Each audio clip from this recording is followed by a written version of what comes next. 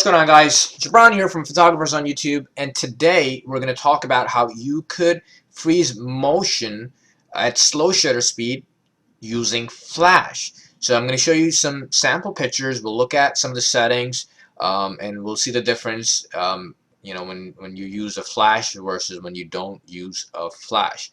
Alright, so when I was a beginner photographer, I didn't know that flash can actually freeze motion at a much slower shutter speed. So when I learned that, I was like, wow, this is really cool, because you could do a lot of creative stuff with it when you are using slow shutter speed, or it could just bail you out in a very tough low light situation. Okay, so here's a first sample picture. You can see that this guy here is completely frozen, and take a quick guess of how slow the shutter speed was. I mean, look at this, will give you an idea of how slow the speed was. You have light trails right here, there's ghosting effects here, and that is achieved basically through slow shutter speed. But the problem is, if someone is moving and your shutter speed is slow, that person is going to be blurry. But if you add flash, then flash will freeze whatever motion there is, wherever obviously the flash is falling. The flash is not going everywhere, so you can see these guys are still blurry. So here, let me show you the setting. This picture was taken at 1/4 of a second. Now if you were to take this picture without any flash, everything would be blurry. Everything would be kind of like this. Okay, so you would not be able to tell your subject or anything. Now some people may be going, well, I don't like this type of effect, I don't like the light trail, I still want a very clean look, I don't want ghosting or anything like that. You can still do that. The only difference is you're gonna have to bump up your shutter speed a little. So here, if you look at it, in this picture, the speed is, instead of 1/4, it's 1/13. So it is faster. And the guy jumped, and it's still, it's frozen in the air. You have a very little bit of light spill right here, which is coming from DJ's light. But relatively, there's not a lot of light streaking and ghosting effect compared to the other picture. If you still don't like this, then take a look at this picture right here. Low light situation, bride and groom making the entrance, dancing. There's motion involved that you want to freeze. Now if you look at the chandelier here, it is blurry. Not because of the focus plane, you can actually see the camera shake in there as well, and that is because of the slower shutter speed. So this was taken at 1/60th of a second, but because flash was hitting in this area, all these people are completely still, they're frozen. So if you don't like that ghosting effect, that light trails in your picture, which I think is really cool for dancing pictures, not for for when the bride and groom is making the entrance, but for dancing stuff, mix it up a little. Take a few shots at 1/60th of a second, and take a few shots at 1/10th of a second, 1/4 of a second, and see which one you like better. Alright, so let's take a couple more pictures. Well, let me show you this first. Here you'll see that there's no flash used in this. Okay, at 1/200th of a second without any flash, the shutter speed was not fast enough to freeze this motion here.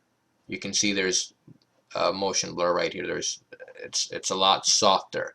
Now if I were to use flash in this case, then yes, everyone would be completely frozen without any motion blur. But here's the thing, indoors we don't have the luxury to use 1/200th of a second shutter speed or 1/250th of a second, because it will kill all the ambient light. So just make a mental note that if you're shooting indoors in low light and you want to freeze action, you can still do that at slower shutter speed. I don't know if you notice the bouquet here. The bride basically throws a bouquet, and one of the single girls standing in the back, they have to basically catch it. So this requires fast shutter speed if you're not using flash. With the flash, you can actually shoot this at slower shutter speed. So if you're shooting at 1/250 of a second to freeze motion indoors in low light, and your pictures are coming dark, you know, remember that if you're with the flash, you can get away with it. Okay. Then I have a couple more pictures. Yeah. Father and daughter dance. Now, this was actually taken at 1/50 of a second because I really wanted to get the ambient light. Okay, the light glowing here. I also use flash in this. So even at 1/50th, you can still get a very clean look. There's no light spill. There's no light trail here. And at slow shutter speed, you get a pretty sharp picture. This was taken at ISO 1600. Don't be alarmed. I use D3s, and it's pretty decent when it comes to ISO performance. So 1/50th of a second, frozen motion. Picture looks pretty clean to me. It's sharp. Okay, try not to do this with portraits, because in these pictures we're looking for a relatively sharp sharpness. We're not looking for absolutely tack sharp picture. So if you're shooting portraits with flash, don't drop your shutter speed to 60th or 50th unless it's absolutely necessary. Okay, when you're doing group shots, then it's different. But if you're doing like solo portraits, I would recommend still shoot them at relatively faster shutter speed. So everything is very, very sharp. All right, this picture, same deal, taken at 1/60th of a second. Now that is fast movement. That is fast movement. And without any flash, I would not be able to freeze them. This would be all, I won't say all blurry, but there's going to be a good amount of motion blur where you may not be able to even use this picture at all. So make a note of this. Next time you're in a situation like that, remember flash can freeze motion. Hope all's well. This is it for today. I apologize for taking a long break, but today is 80 degrees and I'm going to start making videos regularly. I'll try to make at least 2-3 videos in a month.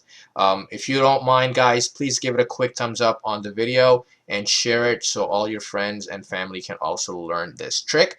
Hope all is well, and I'll talk to you guys later. Bye bye.